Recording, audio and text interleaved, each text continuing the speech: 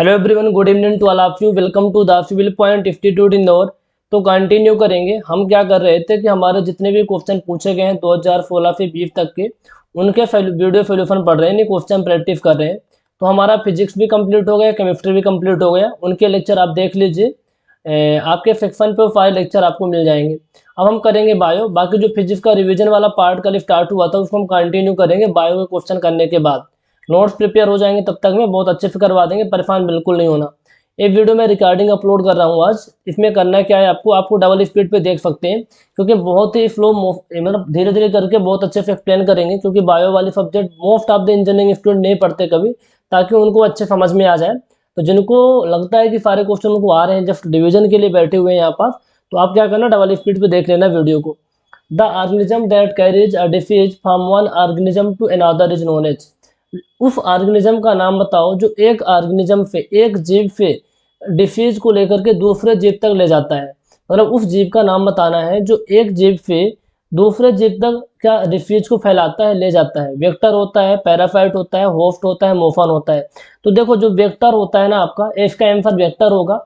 जो वेक्टर होता है रोग, जो वेक्टर होता है ना, क्या करता है, जो डिसीज होती है रोग को एक जीव से दूसरे जीव में ले जाने का काम करता है। तो एक जीव से एक ऑर्गेनिज्म से दूसरे ऑर्गेनिज्म में जो बीमारियों को ले जाता है, डिसीज को ले जाता है, that is known as vector. ठीक है।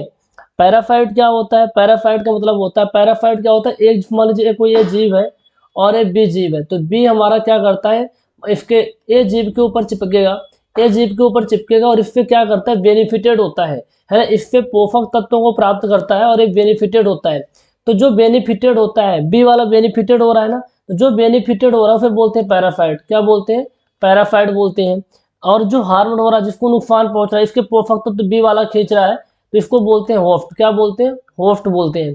तो आई होप पैरासाइट क्या होता है, होस्ट क्या समझ में आ गया। मोफन क्या होता है, मोफन तो गति है, फिजिक्स वाला टर्म है। ठीक है। तो वेक्टर क्या होता है, जो एक जीव से दूसरे जीव में बीमारी को फैलाता है। पैरासाइट क्या होता है, जो दूसरे organism, benefited is called parasite, मतलब जो दूसरे ऑर्गेनिज्म से क्या करता है, बेनिफिटेड होता है, पोषक तत्वों को प्राप्त करता है, पैरासाइट होता है। और जिससे करता है वो आपका होस्ट होता है। आई होप समझ में आ गया होगा। तो इसका आंसर ए नंबर होगा करेक्ट। ठीक है, ए नंबर करेक्ट आंसर होगा। तो बहुत सारे बच्चे बोलते हैं सर बुक में एरर है, लेकिन बहुत ही कम एरर है, सारे बुक में मैंने देख लिया है। लेकिन कहीं भी आपको लगता है तो सोल्यूशन आप क्या करना, नोट करते जाना अपने कॉपी पे, तो आपको पढ़ने में बहुत ज़्यादा हेल्प मिलने वाला है। ठीक है। The silk warm is, silk warm क्या होता है, रेशम कीट। अब रेशम कीट क्या है, एक कैटरपिलर है, प्यूपा है। बोथ कैटरपिलर एंड प्यूपा है, इनमें से कोई नहीं। तो सिल्क वार्म क्या होता है इसके बारे में जानो। उससे पहले हम आपको कुछ अच्छे से बता, सेरिकल्चर क्या होता है। सेरिकल्चर, सेरिकल्चर क्या होता है, रेशम के उत्पादन को, रेशम के रेशम के उत्पादन को हम क्या कहते हैं, सेरिकल्चर कहते हैं। रेशम के उत्पादन को हम सेरिकल्चर कहते हैं। अब रेशम के उत्पादन ऐसे नहीं करते, रेशम के उत्पादन के लिए रेशम कीट चाहिए होता है। जो सिल्क वार्म होता है ना, सिल्क वार्म होता है, सिल्क वार्म से ही हम रेशम प्राप्त करते हैं, सिल्क प्राप्त करते हैं। रेशम किससे प्राप्त करते हैं, सिल्क वार्म से सिल्क प्राप्त किया जाता है। अब क्या होता है, रेशम किससे बनते हैं, रेशम कीट से बनते हैं। और रेशम कीट क्या करता है, इसके प्रोटीन से बनते हैं। फिर क्या बनते हैं, प्रोटीन से बनते हैं। अब जो रेशम का कीट होता है ना, इसको प्रॉपर तरीके से पाला जाता होगा, तभी तो इतने बल्क अमाउंट में हमें क्या मिलता है, रेशम मिलता है। तो जो रेशम कीट होते हैं ना, सातूत के पौधे पे होते हैं, सातूत के पौधे पे पलते हैं। जो सिल्क सिल्क वार्म होता है, सिल्क वार्म क्या होता है, रेशम कीट होता है जो सातूत के पौधों पर पलते हैं। ये आपको ध्यान में रखना है। अब बनाते कैसे हैं, बहुत हमारा जो सिल्क वार्म होता है, इसका जो थूक होता है, इसके थूक क्या होता है, धीरे धीरे ये रेशम को रूप ले लेता है। ठीक है। आप इमेज पे देखना, तो इससे बनाया जाता है क्या, रेशम बनाया जाता है, रेशम बनाया जाता है। सर लेकिन होता कैसे, कितने स्टेज होते हैं सिल्क वार्म के, तो ये बहुत इंपॉर्टेंट है, क्वेश्चन एग्जाम में आता है। Stage of silk warm, stage of silk warm, stage of silk warm में यदि हम बात करें तो पहला स्टेज आता है लार्वा। पहला स्टेज आता है लार्वा। लार्वा बहुत ही नॉर्मल स्टेज होता है। इस अवस्था में केवल लार वाली ग्लैंड बनी होती है। इस अवस्था में केवल रेशम कीट की लार वाली ग्लैंड बनी होती है। तो स्टेज ऑफ सिल्क वार्म में पहला लिख लेना आप लोग, लार्वा। पहला क्या होता है, लार्वा। दूसरा होता है प्यूपा। दूसरा क्या होता है, प्यूपा। इसे यंग स्टेज भी कहा जाता है, यंग स्टेज भी कहा जाता है, यंग स्टेज। इस स्टेज में तो कोई रेशम नहीं बनता, लेकिन प्यूपा में थोड़ा बहुत रेशम बनना स्टार्ट हो जाता है। ठीक है। और जो आपका लार्वा होगा प्यूपा होगा। तीसरा होता है कोकून। तीसरा क्या होता है? कोकून होता है। क्या होता है तीसरा? FeO कोकून होता है। कोकून क्या होता है? सबसे ओल्ड एज वाला स्टेज होता है, जब बिल्कुल जब क्या होता है बिल्कुल बुढ़ा हो जाता है जब कीड़ा, उस स्टेज को बोलते हैं कोकून। तो कोकून स्टेज में बहुत ज्यादा क्या बनता है? रेशम बनता है। ठीक है, बहुत ज्यादा रेशम बनता है। तो रेशम कैसे बनता है? इनका जो थूक होता है, इनके थूक से ही क्या बनता है? रेशम बनता है। तो लार्वा होता है, प्यूपा होता है, कोकून होता है। अब आपको ध्यान में रखना है, जो सिल्क वार्म होता है उसको कैटरपिलर भी कहा जाता है, ये भी ध्यान में रखना है। तो कितने स्टेज होते हैं? लार्वा होता है, प्यूपा होता है, कोकून होता है। अब ये 3 स्टेज होते हैं। पहली स्टेज लार्वा होती है, जिस टाइम पे केवल लार ग्लैंड बनी होती है। प्यूपा यंग स्टेज होती है। कोकून क्या होता है? लास्ट स्टेज होती है। तो क्वेश्चन पूछेगा the last stage of silk warm में, रेशम कीट का लास्ट स्टेज क्या होता है? कोकून होता है। ये ध्यान में रखना है आपको। ठीक है, ये आपको ध्यान में रखना है। ठीक है, तो इसमें आंसर क्या पूछा है कि भैया द सिल्क वार्मिजा एक कैटरपिलर भी होता है, प्यूपा भी। प्यूपा क्या इसकी स्टेज है? तो option number C correct answer होगा, both caterpillar and pupa. Both caterpillar and pupa, इस बात को ध्यान में रखना होगा। Both caterpillar and pupa. कई बार आंसर क्वेश्चन ऐसे दिया, बहुत बार मैंने देखे डिफरेंट डिफरेंट एग्जाम में, आप परेशान मत होना। अभी मैं देख रहा था आज ही एक क्वेश्चन पूछा हुआ था कि एक लार्वा का ऑप्शन दिया हुआ था, प्यूपा की जगह में लार्वा। तो यहाँ पर सी नंबर में दिया था कैटरपिलर एंड लार्वा, तो वो भी सही हो जाएगा। कैटरपिलर एंड कोकून दिया तो वो भी सही आंसर हो जाएगा। इसको अच्छे से ध्यान में रखना है। सिल्क वार्म में कोई वार्म नहीं होता, एक मोथ होता है। मोथ कीट है। सिल्क वार्म में क्या होता है? कीट होता है। सिल्क वार्म में क्या होता है? कीट होता है, ना कि कोई वार्म होता है। ध्यान रखना, ये क्या होता है? कीट होता है। रेशम कीट एक कीट का लार्वा या कैटरपिलर होता है, तो सबको पता है। तो यहाँ तक चीज क्लियर हो गई। क्वेश्चन नंबर 1, क्वेश्चन नंबर 2, दो क्वेश्चन मैंने बता दिए, दोनों के आंसर आपके कंफर्म हो गए हैं। ठीक है, चलिए क्वेश्चन आपका 97 है। क्वेश्चन 97 देखिए, विच of the following is not a part of the brain. आपके ब्रेन का कौन सा पार्ट नहीं है? सेरिब्लम, कोर्टेक्स, पिन्ना, मेडुला, है ना। अब इसका मैं इंग्लिश में पढ़ूंगा क्योंकि बिल्कुल सिंपल लैंग्वेज लिखी है ना। आप थोड़ा सा भी आपको इंग्लिश तो आती है, आप इंजीनियरिंग स्टूडेंट हैं, मैं तो एक्सपेक्ट कर सकता हूँ, और जितना पॉसिबल होगा मैं आपको हिंदी में भी बताने का प्रयास करूंगा। विच of the following is not a part of the brain. Brain के कौन से पार्ट नहीं है? सेरिब्लम नहीं है, कोर्टेक्स नहीं है, पिन्ना नहीं है, मेडुला नहीं है। आप बता दो फटाफट। मैं आपको ब्रेन के बारे में थोड़ा सा अच्छे से जानकारी दे देता हूँ ताकि उसके आसपास के क्वेश्चन आपसे बन जाए। ब्रेन के 3 पार्ट होते हैं। पहला आपको लिखते हैं फोर ब्रेन। कौन सा ब्रेन होता है? फोर ब्रेन होता है। दूसरा आप लिखते हैं मिड ब्रेन। कौन सा ब्रेन? Mid brain. और तीसरा आप लिखते हैं हिंड ब्रेन। क्या होता है? हिंड ब्रेन लिखते हैं। 3 ब्रेन होते हैं। इसको बोलते हैं अग्र मस्तिष्क, दूसरों को बोलते हैं मध्य मस्तिष्क, इसको बोलते हैं पश्च मस्तिष्क। इसको क्या बोलते हैं भैया? अग्र मस्तिष्क, दूसरे को बोलते हैं मध्य मस्तिष्क, और तीसरे को बोलते हैं पश्च मस्तिष्क। आपको इन तीनों बातों को ध्यान में रखना होगा। अग्र मस्तिष्क बोलते हैं, मध्य मस्तिष्क बोलते हैं, पश्च मस्तिष्क बोलते हैं। फोर ब्रेन होता है, मिड ब्रेन होता है, हिंड ब्रेन होता है। अब इनके भी पार्ट होते हैं, इनके भी पार्ट होते हैं, समझ लेते हैं अच्छे से। जो आपका फोर ब्रेन होता है ना, फोर ब्रेन के 3 पार्ट होते हैं। फोर ब्रेन के 3 पार्ट होते हैं, फटाफट लिख लेना। एक होता है सेरिब्रम, सेरिब्रम। दूसरा आपका होता है थैलेमस, दूसरा थैलेमस होता है। तीसरा होता है हाइपोथैलेमस। तीसरा क्या होता है? हाइपोथैलेमस। ये बात आपको पता होना चाहिए। जो फोर ब्रेन के कितने पार्ट होते हैं? 3 पार्ट होते हैं। सेरिब्रम होता है, थैलेमस होता है, और हाइपोथैलेमस होता है। सेरिब्रम होता है, थैलेमस होता है, हाइपोथैलेमस होता है। क्लास के अंदर चीजें याद हो जानी चाहिए आपको। ठीक है, आपका जो सेरिब्रम होता है, जो पूरे ब्रेन का लगभग 66% पार्ट यही होता है। पूरे ब्रेन का सबसे ज्यादा पार्ट किसका होता है? सेरिब्रम का होता है। ठीक है, सेरिब्रम क्या करता है? इसको बोलते हैं प्रामस्तिष्क। क्या बोलते हैं? प्रामस्तिष्क भी बोला जाता है। प्रामस्तिष्क भी बोला जाता है। सेरिब्रम को प्रामस्तिष्क बोला जाता है। देखो, सेरिब्रम के ऊपर ही डिपेंड करता है आपकी मेमोरी पावर, आपको कितनी चीजें याद रहती हैं। जिनका सेरिब्रम काफी अच्छा रहता है उनको, जैसे मैं चीजें पढ़ा रहा हूँ, उनको तुरंत याद हो जाती है। जिनका सेरिब्रम बिल्कुल कमजोर रहता है वो अपने पापा मम्मी का नाम भी भूल जाते हैं। ठीक है, ऐसा भी नहीं, मतलब जिनका बहुत ही वीक रहता है। तो सेरिब्रम क्या होता है? मेमोरी पावर इसी पर डिपेंड करती है। थैलेमस की बात करें, थैलेमस आपको बाहरी एटमॉस्फेयर के बारे में बताता है कि भाई ठंडी है, गर्मी है ना। जो आपको ठंड है, गर्म है, ये सब चीज़ों के बारे में बताता है। बाहरी एटमॉस्फेयर के बारे में बताता है। हाइपोथैलेमस आपके अंदर के एनवायरनमेंट के बारे में बताता है कि आपको भूख लगी है, आपको प्यास लगी है, आपको क्या हो रहा है, हाइपोथैलेमस अंदर की चीज़ों के बारे में बताता है। तो सेरिब्रम हो गया, थैलेमस हो गया, हाइपोथैलेमस हो गया। तो आपके 3 पार्ट होते हैं फोर ब्रेन के। अब आती है बात मिड ब्रेन की। तो मिड ब्रेन के 2 पार्ट होते हैं। मिड ब्रेन के 2 पार्ट होते हैं, इसके भी ध्यान में रखना होगा। मिड ब्रेन के 2 पार्ट होते हैं, मैं बता रहा हूँ कि यदि आप इनको भी बायो में कुछ भी नहीं पढ़ते और इस सीरीज को देख लेते हैं जो मैं वीडियो सॉल्यूशन आपको प्रोवाइड करा रहा हूँ, तो आप मैं 15 नंबर के, आप 14 नंबर का आता है कुछ क्वेश्चन फिजिक्स केमिस्ट्री बायो का, तो आप 10 से 12 नंबर, 10 नंबर तो मिनिमम करके ही आएंगे। 10 नंबर क्वेश्चन हमारी गारंटी है। इनके जो आसपास के कॉन्सेप्ट बता रहा हूँ ना, इससे आप करके आ जाओगे। पर ध्यान से सुनना है मेरी बात को अच्छे से। तो मैं मिड ब्रेन के पार्ट बता देता हूँ। मिड ब्रेन के जो पार्ट होते हैं 2 होते हैं। एक होता है आपका कार्पोरा, हमारे साथ साथ लिख लीजिए कार्पोरा। दूसरा होता है सेरिब्रल। क्या होता है? सेरिब्रल।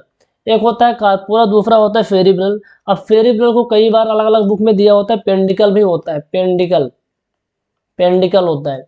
तो एक होता है कार्पोरा, है ना, इंग्लिश नाम ही है, सेरिब्रल बोलते हैं दूसरे पार्ट को, फिर पेंडिकल भी बोलते हैं, है ना। ये आपके सुनने और देखने के काम आता है। ये आपके सुनने और देखने में हेल्प करता है, सुनने और देखने में हेल्प करता है। जबकि पेंडिकल क्या होता है? ये स्पाइनल कॉर्ड से कनेक्ट होता है। किससे कनेक्ट होता है? Connect to spinal cord, spinal cord. To the point चलेंगे, ज़्यादा डिटेल नहीं जाने वाले। तो देखो, मिड पार्ट जो होता है कार्पोरा होता है, सेरिब्रल होता है, इसे सुनने और देखने के काम में आता है। और आपका जो पेंडिकल होता है, स्पाइनल जो कार्ड होता है ना, वहाँ पे कनेक्टेड होता है। स्पाइनल कार्ड कहीं बता दूंगा मैं आपको। अब आपका जो हिंड ब्रेन होता है, हिंड ब्रेन के 3 पार्ट होते हैं। जो आपका हिंड ब्रेन होता है, पश्च पश्च मस्तिष्क जो होता है ना, एपरा मस्तिष्क का ध्यान रखना, सेरिब्रम और पश्च मस्तिष्क है। हिंड, इसके भी 3 पार्ट होते हैं, इसके भी 3 पार्ट होते हैं। कौन कौन से पार्ट होते हैं? फिर फेरिब्रम, फेरिबेलम बोलते हैं। क्या बोलते हैं? फेरिबेलम, फेरिबेलम, फेरिबलम। और इसको मेड्यूला बोलते हैं। क्या बोलते हैं? मेड्यूला बोलते हैं। और तीसरा आपका पॉन्स होता है, PONF। ठीक है, ये 3 पार्ट होते हैं। आप अच्छे राइटिंग से, सुंदर राइटिंग में लिख लेना। फेरिबलम होता है, मेड्यूला ऑब्लंगेटा होता है, पॉन्स होता है। एक इसके पार्ट होते हैं, हिंड ब्रेन के होते हैं। यदि आपको अच्छे समझ में आ गया भैया, 3 ब्रेन के 3 पार्ट होते हैं, फोर ब्रेन होता है, मिड ब्रेन होता है, हिंड ब्रेन होता है। फोर ब्रेन के 3 होते हैं, फेरिब्रम, फेरिब्रम है, फेरिबलम है, ध्यान रखना। तो फेरिब्रम, थैलेमस, हाइपोथैलेमस, इनके बारे में पता चल गया आपको। ठीक है, इनके बारे में पता चल गया। फिर मैंने इनके बारे में थोड़ा सा बता ही दिया। फेरिब्रम क्या होता है, मेमोरी पावर से पता चलती है। थैलेमस आपको बाहर एटमॉस्फेयर के बारे में बताता है। हाइपोथैलेमस आपके अंदर क्या चल रहा है उसके बारे में बताता है। मिड ब्रेन के 2 पार्ट होते हैं, कार्पोरा होता है, फेरिब्रल होता है, या पेंडिकल बोलते हैं, जो कनेक्ट होता है स्पाइनल कार्ड से। कार्पोरा आपके सुनने और देखने में हेल्प करता है। हिंड ब्रेन के 3 पार्ट होते हैं, फेरिबलम, मेड्यूला ऑब्लंगेटा, पोन्स। इतना आपको ध्यान में रखना है। अब इनमें से आपके 3 चीजें आ गई। ये तो आपका मेड्यूला पार्ट हो गया, फेरिबलम पार्ट हो गया, आपका फेरिबलम पार्ट हो गया। कोर्टेक्स, कोर्टेक्स भी इसके अंदर ही, ब्रेन के अंदर होता है। जब डिटेल में पढ़ते हैं तो अपन बता देते। ये भी मस्तिष्क के आवरण को ही कोर्टेक्स कहा जाता है।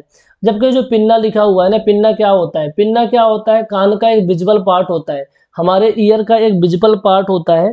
ठीक है, जो जिसमें डायरेक्टली साउंड जाता है ना, visible part of the year react with sound, जो डायरेक्टली साउंड से रिएक्ट करता है। तो आपका जो आंसर होगा कि विच of the following is not a part of the brain, brain का कौन सा पार्ट नहीं है? तो भैया पिन्ना पार्ट नहीं है, क्योंकि वो कान का पार्ट है।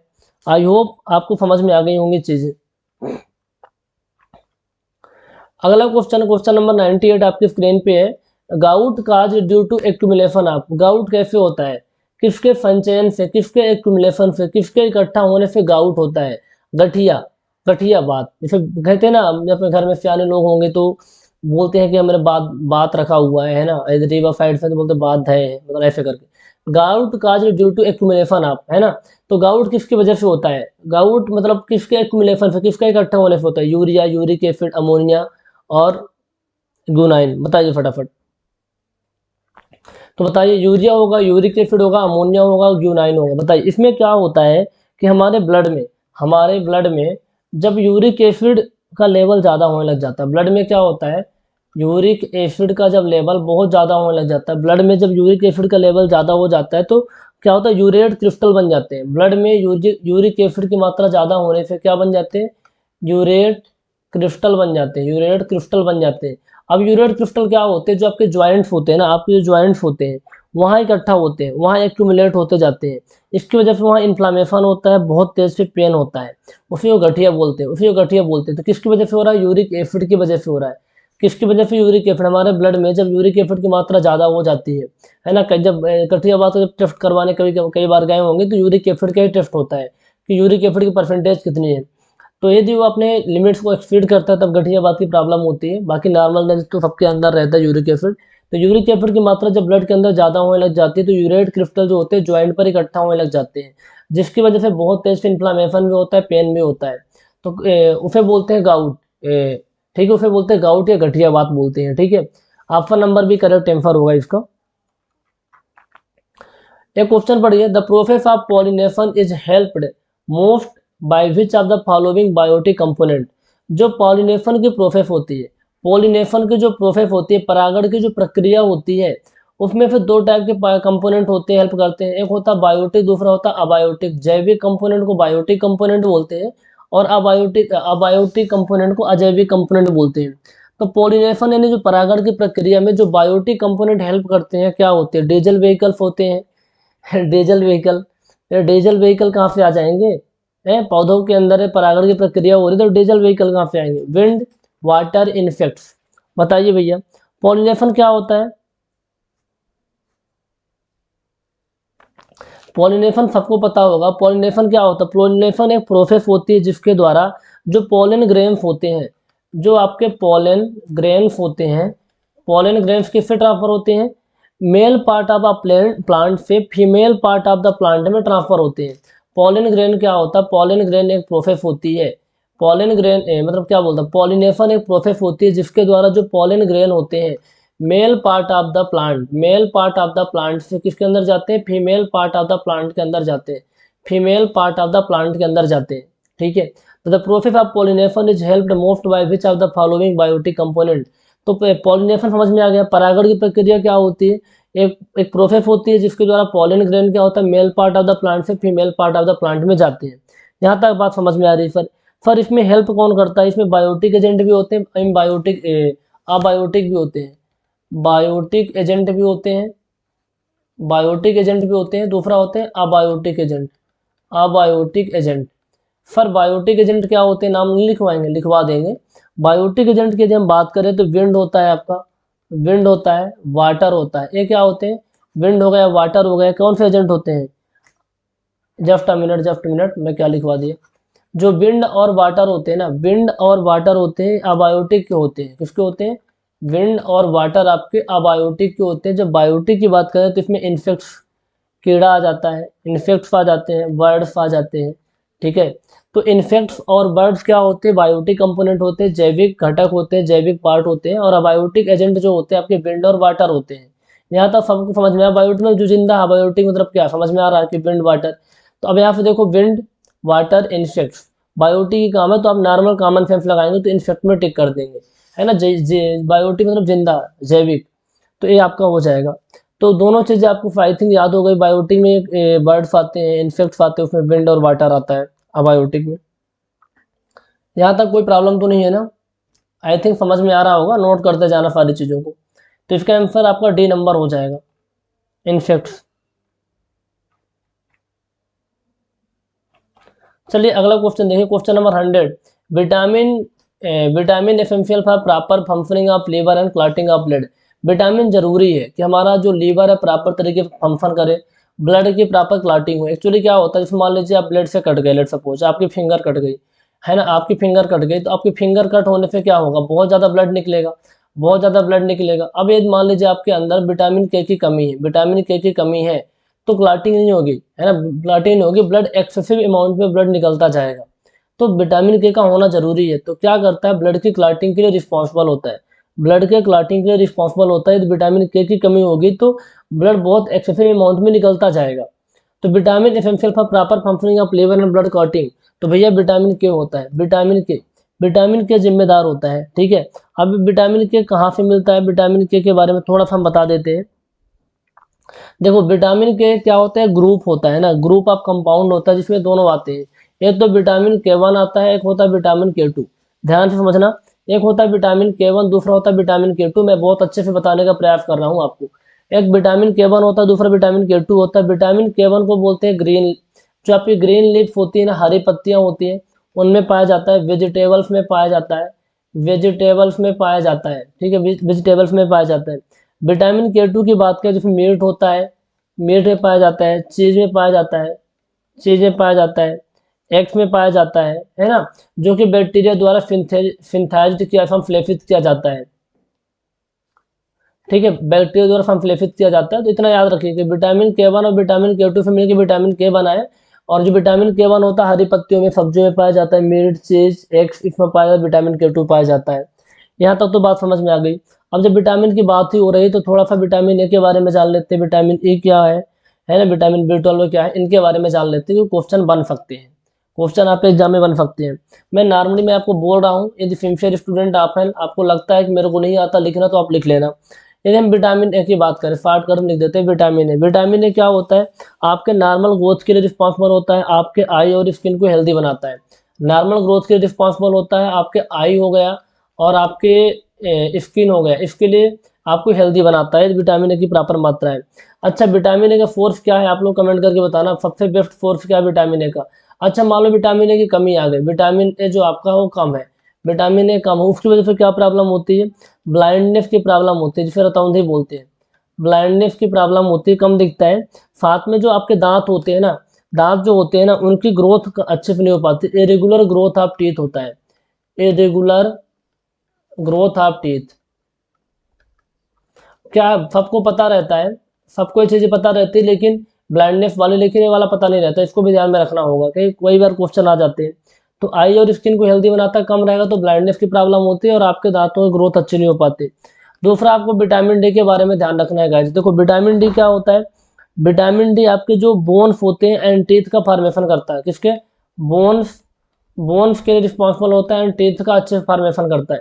अब इसकी मान लो कमी है, विटामिन डी की कमी है, तो आपने देखा होगा रिकेट्स, रिकेट्स की प्रॉब्लम हो जाती है। रिकेट्स बच्चों के अंदर सबसे ज़्यादा प्रॉब्लम होती है, बिल्कुल लचीलापन रहता है, उनकी हड्डियाँ मजबूत ही नहीं हो पाती, है ना, रिकेटस भी बोलते हैं उसको। विटामिन ए की बात करें हम, विटामिन ए, विटामिन ए क्या होता है, विटामिन ए क्या होता है, जो विटामिन ए की कमी है ना, तो मसल में पेन बहुत ज़्यादा होता है, वीकनेस बहुत ज़्यादा होती है, मसल्स में पेन बहुत ज़्यादा होता है, वीकनेस बहुत ज़्यादा होती है। विटामिन ए का काम होता है protection of cell membrane, protection of cell membrane, cell membrane का प्रोटेक्शन भी करता है, सेल मेम्ब्रेन का प्रोटेक्शन करता है। और जो आपका आरबीसी होता है ना, रेड ब्लड सेल्स, इसके फॉर्मेशन के लिए रिस्पॉन्सिबल होता है विटामिन ए, ठीक है।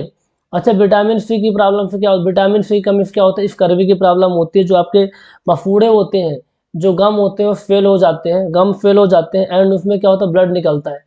यदि किसी का है तो ध्यान रखना भैया, आपकी विटामिन सी कमी है, विटामिन सी अच्छे से लोगे तो आपको ये प्रॉब्लम दूर हो जाएगी, स्कर्वी प्रॉब्लम होती है, स्कर्वी भी बोला जाता है। आई होप आपको यहाँ तक समझ में आया होगा। मैंने विटामिन के बारे में जितनी पॉसिबल चीज़ें मैंने बता दी, ठीक है।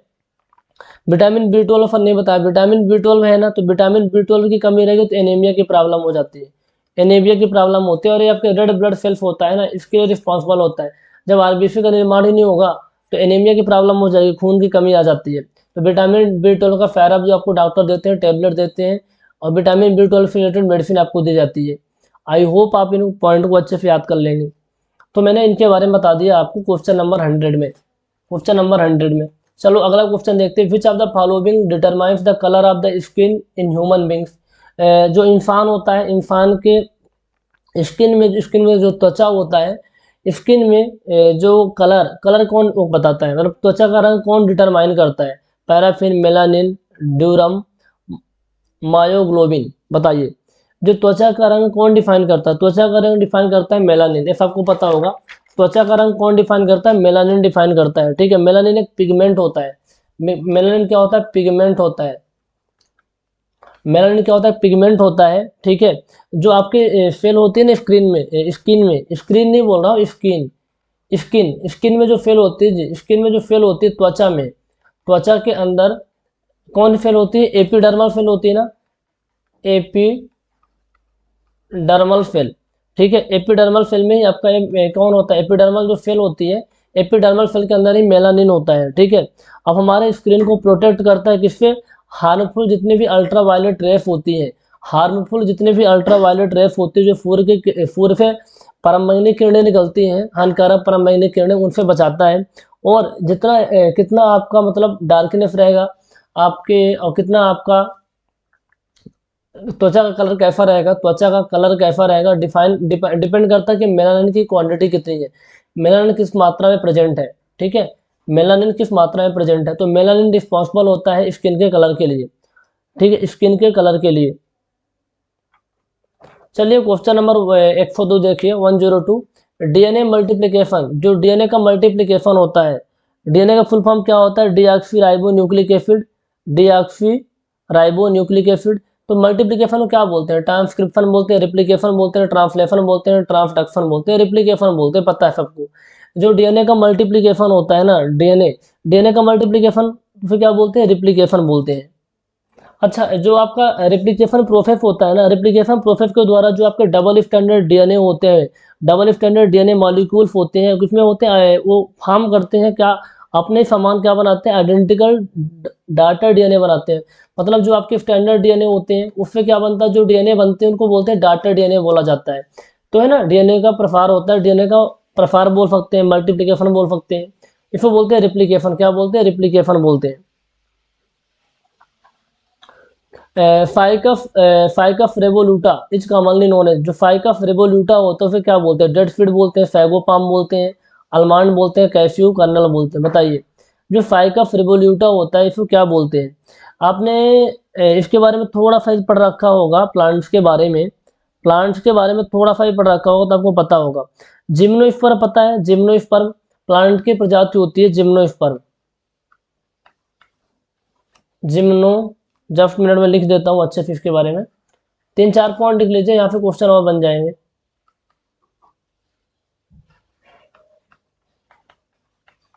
जिम्नोस्पर्म, जिम्नोस्पर्म के अंदर क्या क्या होता है, जिम्नोस्पर्म के अंदर एक तो रूट होता है, रूट होता है, स्टेम होता है, लीव्स होती है, स्टेम होता है एंड पत्तियां होती हैं, ये आपका जिम्नोस्पर्म होता है। अब जिम्नोस्पर्म को वेस्कुलर प्लांट भी कहा जाता है, कौन सा प्लांट कहा जाता है, वेस्कुलर प्लांट भी कहा जाता है, वेस्कुलर प्लांट भी कहा जाता है जिम्नोस्पर्म को।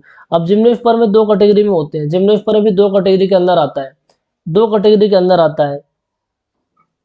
एक होता है लोअर जिम्नोस्पर्म, दूसरा होता है हायर, क्या बोलते हैं, हायर जिम्नोस्पर्म। एक होता है लोअर, लोअर जिम्नोस्पर्म, दूसरा आपका होता है हायर जिम्नोस्पर्म, हायर जिम्नोस्पर्म। दो कैटेगरी में आते हैं, एक तो आपका लोअर जिम्नोस्पर्म होता है, दूसरा होता है आपका हायर जिम्नोस्पर्म। इस बात को ध्यान में रखना होगा, ठीक है, इस बात को ध्यान में रखना होगा। आपके जो लोअर जिम्नोस्पर्म होता है इसका नाम भी होता है, इसको बोलते हैं काकाइडोफाइटा, क्या बोलते हैं, काकाइडोफाइटा, काकाइडोफाइटा बोलते हैं। जो आपका हायर जिम्नोस्पर्म होते हैं ना, इसको बोलते हैं कोनिफेरोडोफाइटा, कोनिफेरोडोफाइटा बोलते हैं, कोनिफेरेडो,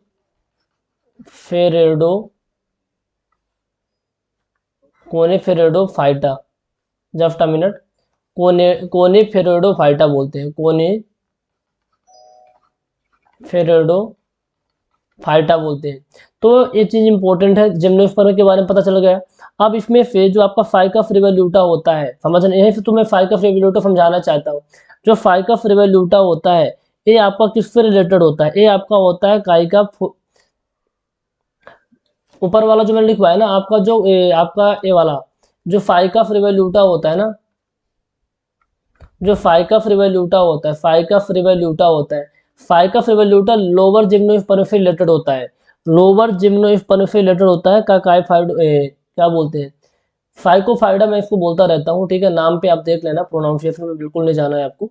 जो आपका फाइकस रिवोल्यूटा होता है आपका लोअर जिम्नोस्पर्म से रिलेटेड है, लोअर जिम्नोस्पर्म से रिलेटेड है। काइकाइडोफाइटा बोलते हैं, लोअर जिम्नोस्पर्म से रिलेटेड होता है, ठीक है। अब इसका दूसरा नाम होता है फैगोपाम में बोलते हैं, इसका दूसरा नाम क्या होता है, फैगोपाम बोलते हैं। अब बोलते हैं सर आप सीधा सीधा क्यों नहीं बता दिए कि हमारा जो फाइकस रिवोल्यूटा होता है उसका दूसरा नाम होता है फैगोपाम। भैया मैं सीधे सीधे बता देता, लेकिन इस वीडियो देखने का कोई मतलब नहीं निकलता आपको, क्योंकि हमारा मकसद है आपको अच्छे समझाना। तो जिम्नोस्पर्म में 3 चीजें आती है, रूट, स्टेम और लीव्स, उनको बोलते हैं, उस पौधों को जिम्नोस्पर्म बोला जाता है, वेस्कुलर प्लांट होता है। इसमें दो टाइप का होता है, एक होता है लोअर जिम्नोस्पर्म होता है, दूसरा होता है हायर जिम्नोस्पर्म, ठीक है। लोअर जिम्नोस्पर्म और हायर जिम्नोस्पर्म, ठीक है। आपका जो लोअर जिम्नोस्पर्म होता है उसमें फाइकस रिवोल्यूटा आता है जिसे बोलते हैं फैगोपाम। यहाँ तक समझ में आ गया तो बहुत अच्छी बात है। फिर क्वेश्चन नंबर 104 नंबर क्वेश्चन देखो आप, 104 नंबर क्वेश्चन आप लोग देखो, ठीक है। The world environment day is celebrated each year. जो वर्ल्ड एनवायरनमेंट डे होता है ये आपका 5 जुलाई को सेलिब्रेट किया जाता है, 5 जुलाई को सेलिब्रेट किया जाता है 1973 से। 5 जुलाई, क्या लिखा है, just a minute just minute, the world environment day मतलब विश्व पर्यावरण दिवस, मैं कहना क्या चाहता था 5 जून, 5 जुलाई को नहीं होता भैया, 5 जून को होता है, ठीक है, 5 जून को होता है। 5 जून को वर्ल्ड एनवायरनमेंट डे मनाया जाता है, विश्व पर्यावरण दिवस मनाया जाता है। अच्छा 7 जुलाई को क्या मनाया जाता है, आप लोग फटाफट कमेंट करके बता दो मेरे को, 7 जुलाई को क्या मनाया जाता है, 7 जुलाई को क्या मनाया जाता है, और 21 जून को क्या मनाया जाता है। 7 जुलाई और 21 जून को क्या मनाया जाता है, इनको आपको बताना है, ठीक है। तो वर्ल्ड इन्वायरमेंट विश्व पर्यावरण दिवस 1973 से 5 जून को मनाया जाता है पूरे वर्ल्ड के अंदर, है ना। पर्यावरण के प्रोटेक्शन के लिए, पर्यावरण सुधार के लिए बहुत सारी स्कीम आती रहती है। इस साल का थीम क्या था वर्ल्ड इन्वायरमेंट डे का, उसको पढ़ लेना क्योंकि कई बार आपके एग्जाम में क्वेश्चन बन सकते हैं। ओके 105 नंबर क्वेश्चन में कुछ इधर है, मैं उसको देख लूंगा अच्छे से, क्वेश्चन को चेक कर लूंगा, इसके बाद मैं ले लूंगा, परेशान मत होना अगले वीडियो में। 106 नंबर क्वेश्चन देखो, mitosis is the process by which eukaryotic cell. Mitosis एक प्रोसेस होती है, माइटोसिस, माइटोसिस एक प्रोसेस होती है जिसके द्वारा क्या होता है, माइटोसिस एक प्रोसेस होती है जिसके द्वारा जो यूकैरियोटिक कोशिकाएं होती है, दो टाइप की कोशिकाएं आपने पढ़ी होगी, प्रोकैरियोटिक सेल्स और यूकैरियोटिक सेल। जो यूकैरियोटिक सेल होती है उसके अंदर माइटोसिस प्रोसेस होता है। सेल डिवीजन आपने पढ़ रखा होगा ना, cell division, cell cell division 3 type से होता है। मतलब सेल डिवीजन क्या है, मान लो कोई एक सेल है, अब इस सेल से 2 सेल बनेंगे, कम से कम कितने सेल बनते हैं, 2 सेल बनते हैं, एक ए बनी और दूसरा बी बनी, यानी सेल का डिवीजन हो रहा है, सेल का क्या हो रहा है, डिवीजन हो रहा है। तो ये आपका जो सेल होती है, जो पहले वाली सेल होती है, जिस सेल से टूट के नई सेल बनती है, तो ये आपकी मदर सेल होती है, जो बनती है फिर डाटर सेल बोला जाता है। क्या बोला जाता है, डाटर सेल बोला जाता है। जिस सेल से टूट करके नई सेल बनती है ये आपकी मदर सेल होती है, आपकी डाटर सेल होती है। यहाँ तक तो बात समझ में आ रही है। जिससे कोशिका टूट रही है आपकी मदर सेल, जो टूट के बनती है आपकी डाटर सेल होती है। अच्छा सर ये बताइए, माइटोसिस तो ठीक है प्रोकैरियोटिक सेल में होता है, और उससे क्या होता है, mitosis is the process by which eukaryotic cell क्या होती है, मल्टीप्लाई होती है ना, मल्टीप्लाई होती है, बात तो पता है। लेकिन आगे कुछ बात बता दीजिए जो बहुत ज़्यादा इंपॉर्टेंट है। क्या बात बता देते हैं कि 3 टाइप की होती है ये आपका, 3 टाइप होता है। एक होता है अमाइटोसिस बोलते हैं, अमाइटोसिस बोला जाता है। अमाइटोसिस, अमाइटोसिस को बोलते हैं असूत्री विभाजन। क्या बोलते हैं, असूत्री विभाजन। दूसरा आपका होता है माइटोसिस, एक होता है अमाइटोसिस, दूसरा होता है माइटोसिस। माइटोसिस, माइटोसिस को बोलते हैं समसूत्री विभाजन। क्या बोलते हैं, समसूत्री विभाजन बोला जाता है। तीसरा आपका होता है क्या बोलते हैं, मियोसिस। क्या बोलते हैं, मियोसिस, मियोसिस इसको बोलते हैं अर्धसूत्री विभाजन। क्या बोलते हैं, अर्धसूत्री विभाजन बोलते हैं। तो यहाँ तक चीजें क्लियर होगी। 3 टाइप का सेल डिवीजन होता है, एक होता है अमाइटोसिस, माइटोसिस और क्या बोलते हैं, मियोसिस बोलते हैं। अच्छा अमाइटोसिस किसके अंदर होता है, ये आपके प्रोकैरियोटिक सेल में होता है। किसमें होता है, प्रोकैरियोटिक सेल जो होते हैं ना, प्रोकैरियोटिक सेल में क्या होता है, अमाइटोसिस होता है। अब माइटोसिस किसमें होता है, यूकैरियोटिक में होता है। तो ये भी बहुत इंपॉर्टेंट है इसलिए मैंने लिख दिया। यूकैरियोटिक में आपका क्या होता है, माइटोसिस होता है, और अमाइटोसिस होता है प्रोकैरियोटिक सेल के अंदर। यूकैरियोटिक सेल में जब माइटोसिस होता है तो सेल का डिवीजन होता है, बहुत ही तेजी से होता है, बहुत ही तेजी से सेल का डिवीजन होता है। बाकी आप इनके बारे में डिटेल पढ़ लेना कि यूकैरियोटिक क्या होता है, प्रोकैरियोटिक क्या होता है, क्योंकि आपके लिए इंपॉर्टेंट होगा। और मैं यहाँ बताने लग जाऊँगा तो बहुत ज़्यादा वीडियो लेंदी हो जाएगा, फिर आप बोलेंगे सर बहुत ज़्यादा डिटेल में आप करवा देते हैं। तो आप इनको ध्यान में रखना। तो इसका आंसर क्या हो जाएगा, मल्टीप्लाई होती है जो आपकी सेल्स होती है ना, वो सेल्स क्या होती है, मल्टीप्लाई होती है, बहुत तेजी से ग्रोथ होती है उनकी। यहाँ तो समझ में आ गया। चलिए अगला क्वेश्चन देख लीजिए 107 number, which among the following is an egg laying mammal. Egg laying mammal कौन सा है, मेरी बात ध्यान से सुनो, इनमें से कौन सा एग लेइंग मैमल है। अब हिंदी में ट्रांसलेटर रहता है, आपको व्यापम के पेपर उठा के देख लेना हिंदी कैसे दी रहती है, वही हिंदी मैंने बुक में दी है, वही हिंदी यहाँ लिखी हुई है, और उससे परेशान नहीं हो रहा है। एग लेइंग मैमल कौन सा है, मैमल क्या होता है, स्तनपायी बोलते हैं, जो स्तनपायी जीव होते हैं उनके बारे में, ठीक है। स्तनपायी जीव फिर स्तनधारी जीव बोल सकते हैं। तो ये क्या होते हैं, एक लिंग मैमल के बारे में बताइए आप लोग फटाफट। ठीक है। जो अंडे देने वाले जितने भी स्तनधारी होते हैं, अंडे देने वाले जितने भी मैमल होते हैं, वो किसके कैटेगरी में रखे जाते हैं? मोनोट्रेम कहलाते हैं। क्या कहलाते हैं? मोनोट्रेम। अंडे देने वाले जितने भी आपके स्तनधारी होते हैं, ये क्या होते हैं? मोनोट्रेम कहलाते हैं। मोनोट्रेम कहलाते हैं। अब ये दो टाइप के होते हैं। एक होता है डक बिल्ड प्लेटिपस बोलते हैं। डक बिल्ड प्लेटिपस बोलते हैं। Just a minute.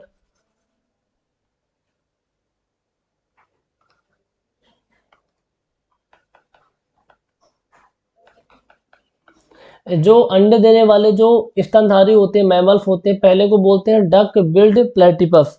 बतख बिल्ड, बतख मतलब क्या होता है? बतख होता है ना, तो बतख बिल्ड प्लेटिपस बोल सकते हैं अपन। दूसरा क्या होता है? दूसरा ही पता होना चाहिए, क्योंकि पहला तो सबको पता होता, दूसरा नहीं पता होता। दूसरे के बारे में बता, इसको बोलते हैं इकडिना या फिर स्पाइनी एंटीटर बोलते हैं। मैं लिख देता हूं, इकडिना। इकडिना, फिर इसको बोलते हैं स्पाइनी एंटीटर। क्या बोलते हैं? स्पाइनी एंटीटर बोलते हैं। मैं क्या क्या बता दिया आपको? जो मैमल्स होते हैं, मैमल्स को क्या बोलते हैं? अंडे देने वाले जो मैमल्स होते हैं, स्तनधारी होते हैं। ऐसा नहीं सारे स्तनधारी को मोनोट्रेम बोलते हैं, नहीं, सारे स्तनधारी को मोनोट्रेम नहीं बोलते। जो अंडे देने वाले स्तनधारी होते हैं, मैमल्स होते हैं, उन्हें मोनोट्रेम बोला जाता है। इसमें दो कैटेगरी में आते हैं, डक बिल्ड प्लेटिपस आता है, दूसरा आपका आता है इकडिना फाइनी, इकडिना स्पाइनी एंटीटर आता है। ये इंपॉर्टेंट है, ध्यान रखना। ये दोनों कहाँ पाए जाते हैं? ऑस्ट्रेलिया में पाए जाते हैं। ये दोनों कहाँ पाए जाते हैं? ऑस्ट्रेलिया में पाए जाते हैं। ये इंपॉर्टेंट है, ध्यान में रखना होगा। ठीक है। तो विच of the following is an egg laying mammal? तो एग लेइंग मैमल हमें दोनों याद रहेंगे तो हमें टिक करने में बहुत आसानी हो जाएगी। एक तो डक बिल्ड प्लेटिपस होता है, दूसरा होता है इकडिना स्पाइनी एंटीटर होता है। तो वो वाला तो है नहीं, तो डक बिल्ड प्लेटिपस पे आप टिक कर दोगे, ऑप्शन नंबर आपका करेक्ट हो जाएगा। जो आपका सैलमेंडर होता है, सैलमेंडर एक एम्फीबियन होता है ना? सैलमेंडर क्या होता है? एम्फीबियन होता है। तो 107 वाला आपको करेक्ट आ गया, समझ में आ गया, कोई दिक्कत नहीं है। यहाँ तक तो आई होप कोई दिक्कत नहीं होगी आपको। क्वेश्चन नंबर 108 आपकी स्क्रीन पे है, इसको बताइए। Which among the following is a poisonous snake? मतलब उस सांप के बारे में बताना है, उस सर्प के बारे में बताना जो जहरीला होता है। बताइए फटाफट इसके बारे में, बहुत इंपॉर्टेंट है। ठीक है। रफेल वाइपर, ट्री स्नेक, पाफेर, इरेक्स। बताइए जहरीला जो पॉइजनस स्नेक होता है, जो जहरीला सर्प होता है, इनमें से कौन सा है? आपको सबको पता होगा कि जो इंडियन रफेल वाइपर है, Indian Russell viper, Indian Russell viper, Indian Russell viper क्या है? एक पॉइजनस है। इसके अंदर क्या होता है? जहर होता है। क्या होता है? जहरीला सांप होता है, जहरीला सर्प होता है, जहरीला सर्प होता है। यहाँ तक पता होना चाहिए। इंसानों के लिए जहरीला होता है इंडियन रफेल वाइपर, डायरेक्टली याद रख लीजिए। अब पॉइजनस स्नेक की कैटेगरी में बहुत सारे आते हैं, मैं बता देता हूँ आपको, लिख लीजिए। वाइपर्स तो होता है, वाइपर्स तो होता है, रेटल स्नेक्स भी होता है। कौन सा स्नेक? रेटल स्नेक भी आपके इसी कैटेगरी में आता है, पॉइजनस की कैटेगरी में आता है। कोबरा, कोबरा भी आता है आपका पॉइजनस के बारे कैटेगरी में। ठीक है। इसके अलावा आपका एक क्रेटस होता है, क्रेटस, क्रेटस भी आपका इसी कैटेगरी में आता है।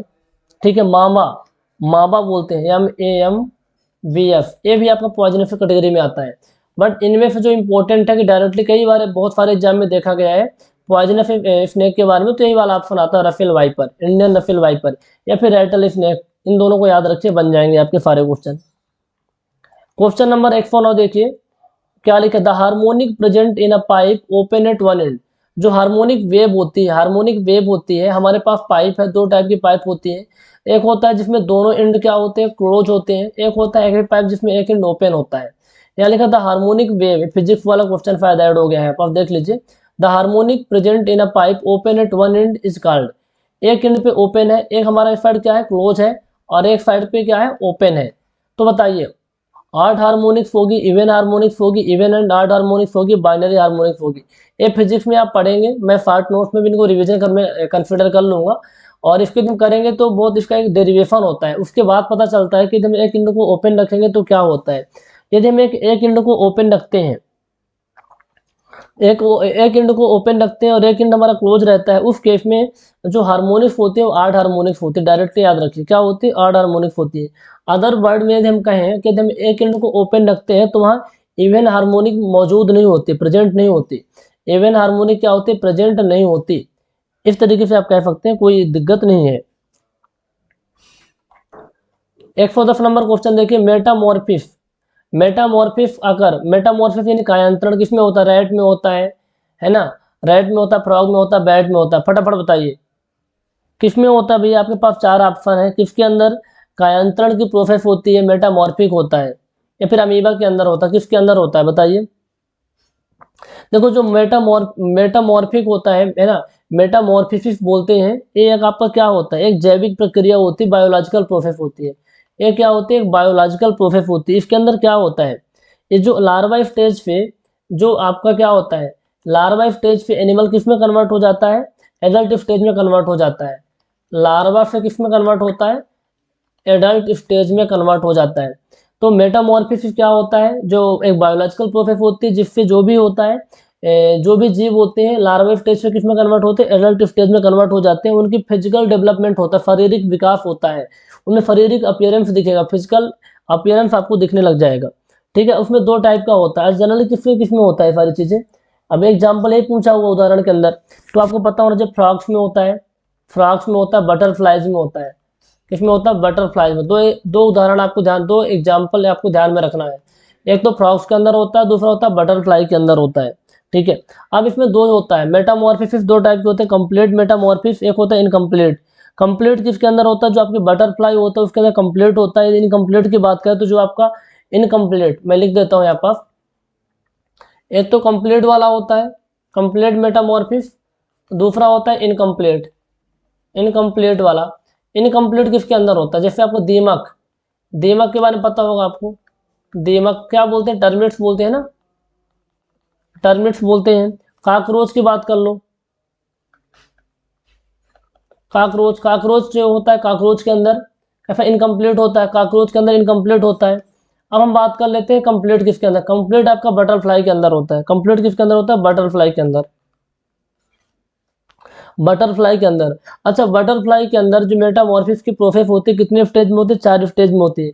सबसे पहले क्या होता है, बटरफ्लाई का एक्स बनता है, एक्स पे लार्वा बनता है, लार्वा, लार्वा से क्या बनता है, प्यूपा बनता है, ध्यान रख लीजिएगा, प्यूपा बनता है, प्यूपा से क्या बनता है, बटरफ्लाई बनता है। बटरफ्लाई, बटरफ्लाई सबसे एडल्ट एज होती है जिससे बटरफ्लाई बनता है। तो इस तरीके के 4 स्टेज होते हैं, 4 स्टेज होते हैं। तो फाइनल, सबसे इनिशियल स्टेज क्या होता है, एग होता है, और सबसे फाइनल स्टेज क्या होता है, बटरफ्लाई होता है, eggs, larva, pupa, butterfly. I hope आपको समझ में आ गया होगा। अच्छा, जो आपका फ्रॉग होता है, फ्रॉग, फ्रॉग को जब मेटामॉर्फिस होता है तो इसके अंदर कौन सा हार्मोन प्रेजेंट होता है, कौन सा हार्मोन, थायरॉक्सिन हार्मोन प्रेजेंट होता है। Thyroxine hormone most important hormone होता है फ्रॉग में जब मेटामॉर्फिस की प्रोसेस होती है, थायरॉक्सिन हार्मोन। आई होप समझ में आ गया होगा सारे पॉइंट आपको यहाँ तक। ठीक है, इनको नोट कर लेना बहुत अच्छे तरीके से। क्वेश्चन हमारा है, नेक्स्ट क्वेश्चन हमारा है 111। इफ गैस्ट्रिक ग्लैंड, जो जठर ग्रंथियां होती हैं, जठर ग्रंथियां होती हैं कहाँ प्रेजेंट होती है, आप प्रेजेंट इन द वाल, किसके वाले प्रेजेंट होती है, यहाँ पे घर के दीवार में प्रेजेंट होती है कि पेट के दीवार पे, बताइए। गैस्ट्रिक ग्लैंड्स कहाँ प्रेजेंट होती है, गैस्ट्रिक ग्लैंड जो पेट की दीवारों के भीतर स्थित होती हैं, स्टमक में प्रेजेंट होती हैं, स्टमक में प्रेजेंट होती हैं। अच्छा, क्या क्या इससे क्या निकलता है इसके अंदर से, है ना, क्या सीक्रेट्स होता है, आपका म्यूकस, डाइजेस्टिव एंजाइम, और आपका हाइड्रोक्लोरिक एसिड निकलता है। म्यूकस, म्यूकस यानी बलगम होता है, डाइजेस्टिव एंजाइम होते हैं, डाइजेस्टिव एंजाइम,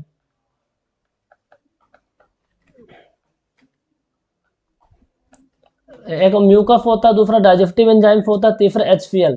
ये 3 चीजें निकलती हैं। तो मैं क्या बोल रहा हूँ, गैस्ट्रिक ग्लैंड्स क्या होती है, जो पेट की दीवारें होती है ना, पेट की दीवारों में होती हैं।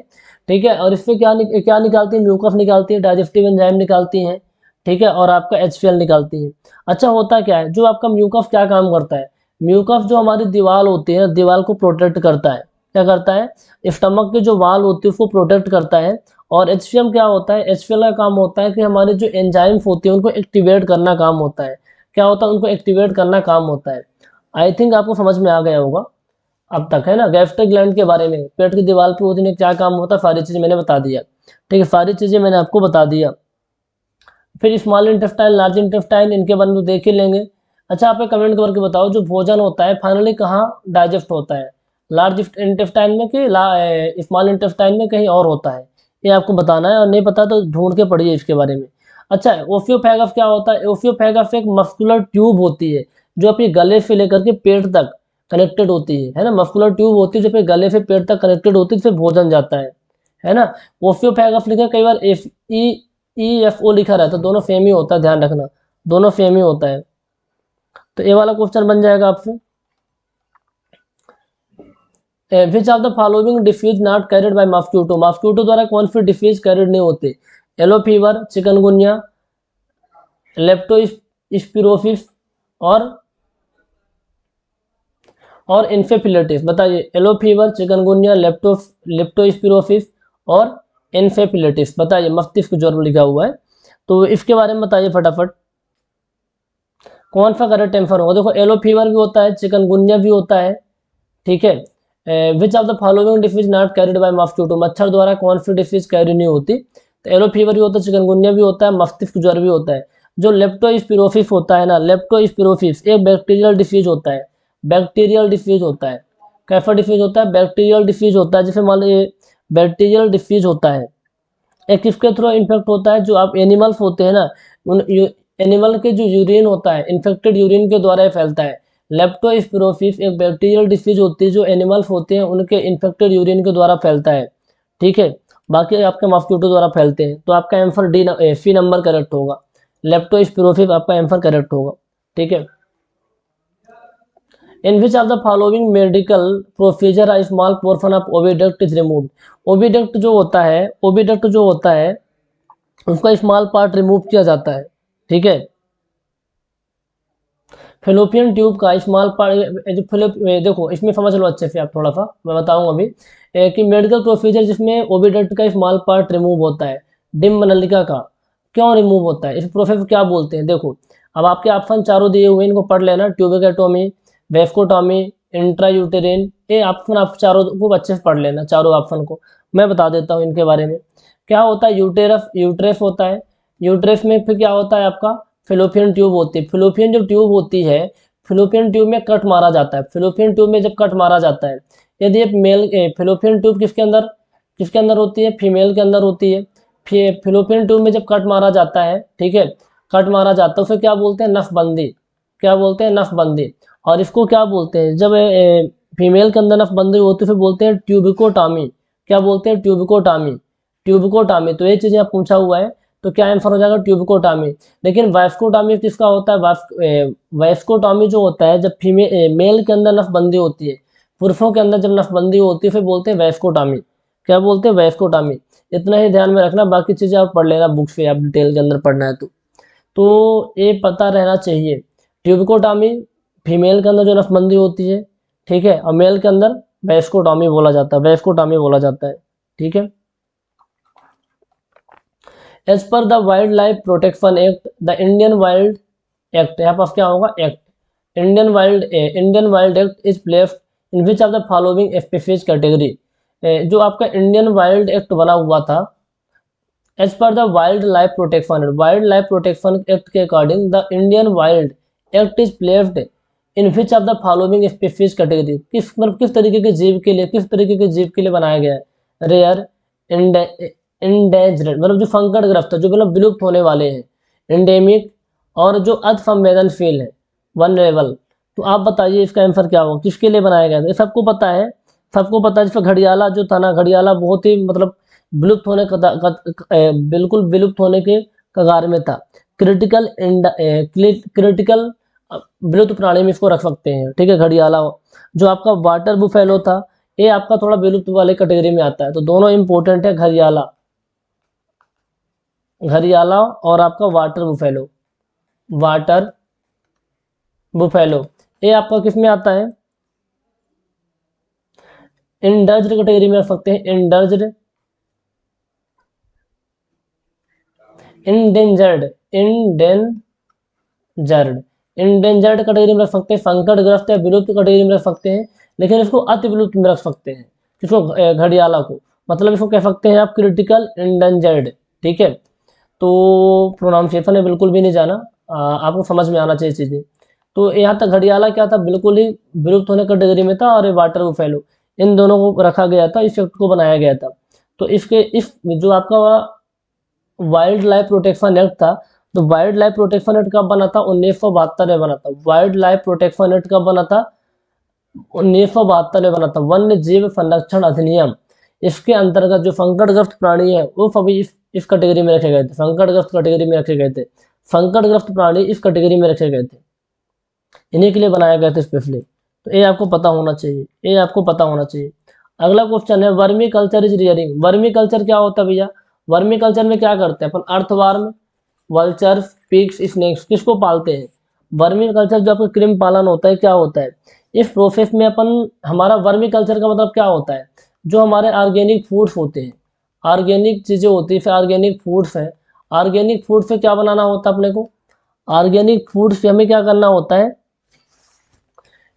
ऑर्गेनिक फूड है, ऑर्गेनिक फूड वेस्ट कह सकते हैं, फूड्स वेस्ट, जो ऑर्गेनिक फूड वेस्ट होते हैं, जो कचरा वगैरह होता है, इससे अपने को क्या बनाना है, न्यूट्रिएंट्स बनाना है। न्यूट्रिएंट्स किसके लिए ग्रोथ में होते हैं, ये जो आपके प्लांट की ग्रोथ के लिए बहुत जरूरी होते हैं, इसके लिए अपन क्या करते हैं, अर्थवार्म जरूरी होता है। Vermiculture is the process of using earthworm to decompose organic food, जो हमारे ऑर्गेनिक फूड होते हैं, ऑर्गेनिक फूड को डिकम्पोज करने के लिए अर्थवार्म चाहिए होता है। वर्मी कल्चर एक प्रोसेस होती है जिसके अंदर हम क्या करते हैं, अर्थवर्म को यूज करते हैं, किसको डिकम्पोज करने के लिए, ऑर्गेनिक फूड को, जिससे क्या बनता है, न्यूट्रिएंट्स बनते हैं। क्या बनते हैं, न्यूट्रिएंट्स बनते हैं, जो कि पौधों की ग्रोथ के लिए बहुत जरूरी होते हैं। तो भैया वर्मी कल्चर में क्या यूज होता है, अर्थवर्म यूज होता है, क्या होता है, अर्थवर्म यूज होता है। ठीक है, मान लो भाई चीजें, कई बार एग्रीकल्चर, एग्रीकल्चर तो हमको पता होगा, कल्टीवेशन ऑफ सॉइल क्रॉप होता है। सेरिकल्चर, सेरिकल्चर में किसका होता है, सिल्क का, सिल्क का अपन क्या करते हैं, सिल्क के द्वारा बनाते हैं, सिल्क के द्वारा बनाते हैं, मैंने बताया था सिल्क वार्म वगैरह, अभी बताया था पिछले क्वेश्चन के अंदर आपको। तो वर्मी कल्चर के अंदर क्या होता है, वर्मी कल्चर एक प्रोसेस होती है जिसके द्वारा ऑर्गेनिक फूड को, वर्मी कल्चर एक प्रोसेस होती है जिसके द्वारा, जिसको हम यूज करते हैं, वर्मी कल्चर एक प्रोसेस होती है जिसमें हम अर्थवर्म को यूज करते हैं ऑर्गेनिक फूड को डिकम्पोज करने के लिए, जिससे न्यूट्रिएंट्स बनते हैं, जो पौधों की ग्रोथ के लिए बहुत जरूरी होते हैं, पौधों की ग्रोथ के लिए बहुत जरूरी होते हैं। ओके, तो यहाँ तक समझ में आई होगी सारी चीजें। तो मैंने 95 से लेकर के 115 तक क्वेश्चन करवा दिए। एक क्वेश्चन मिसिंग है जो नेक्स्ट वीडियो में कंसिडर हम कर लेंगे। तो इन क्वेश्चन को अच्छे से करके, अब आपको करना क्या है, इनको अच्छे से करके अपने शॉर्ट नोट्स बना लेना है ना। 10-15 पेज का शॉर्ट नोट्स बनेगा जो मैं एक्स्ट्रा पॉइंट बनाता हूँ। और आपकी कोई भी क्वेरी है ना, यदि आप इस वीडियो को यूट्यूब पे देख रहे हैं, आपकी कोई भी क्वेरी है तो आप हमें कॉन्टेक्ट कर सकते हैं 9340888429 799972083 91417400। जस्ट अ मिनट, दो नंबर मैंने आपको दे दिए, इन दो नंबर पे कांटेक्ट कर लेना है आप लोग। इन दो नंबर पे 9340888429 799720833, इन नंबर पे कांटेक्ट कर सकते हैं। आपकी कोई भी क्वेरी है, यदि आप पहली बार विजिट किए हैं यूट्यूब चैनल पे, तो आप the civil point app download कर लीजिए, द सिविल पॉइंट ऐप को डाउनलोड कर लीजिए, वहाँ से बहुत अच्छे से आप तैयारी कर सकते हैं। द सिविल पॉइंट ऐप के थ्रू बहुत अच्छे से तैयारी कर सकते हैं, प्रॉपर तरीके से क्लासेस चल रही हैं। अभी हमारा लेटेस्ट में स्वाभिमान बैच स्टार्ट हुआ है। यदि आप कंप्लीट कोर्स बाय करके तैयारी करना चाहते हैं, आपकी तैयारी में थोड़ी सी भी वीकनेस है, आप चाहते हैं बूस्टअप मिल जाए, तो बहुत ही अच्छे से, यहाँ तो मैं क्वेश्चन की जस्ट वीडियो डाल रहा हूँ, वहाँ तो प्रॉपर कॉन्सेप्ट करवाए जाते हैं, प्रॉपर कॉन्सेप्ट होते हैं, फिर क्वेश्चन होते हैं, फिर इन क्वेश्चन को आपको करना होता है। तो प्रॉपर कॉन्सेप्ट की क्लासेस मिल जाएंगी, टेक और नॉन टेक की video lecture, test series, e book, ये सारी चीज़ें मिल जाएंगी। तो आप the civil point app download कर लीजिए, वहाँ से बाय कर सकते हैं। कोई भी क्वेरी है आप क्या कर सकते हैं, इस नंबर पे कांटेक्ट कर सकते हैं। सर एक पीडीएफ कहाँ मिलेगी, द सिविल पॉइंट ऐप पे मिल जाएगी। ये पीडीएफ फ्री स्टडी मटेरियल वाले सेक्शन में मैं डाल दूंगा। Okay, thank you so much, have a nice day.